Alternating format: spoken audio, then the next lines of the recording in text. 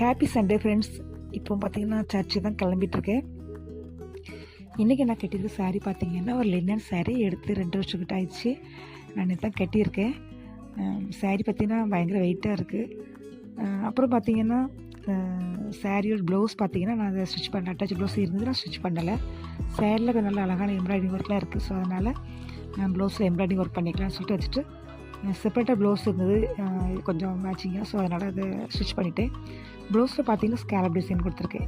ஃப்ரண்ட்லேயும் back நெக்லேயும் சரி ஸ்லீவ்லேயும் சரி நான் வந்து ஸ்கேலப் டிசைன் கொடுத்துருக்கேன். சாரீ எப்படி இருக்குது, ப்ளவுஸ் எப்படி மறக்காம கமெண்ட்டில் சொல்லுங்கள். இன்றைக்கி சாரீ நான் ஒழுங்காகவே நான் வேர் பண்ணல ஃப்ரெண்ட்ஸ். பார்த்தீங்கன்னா பெருசாக எடுத்திருக்கேன்.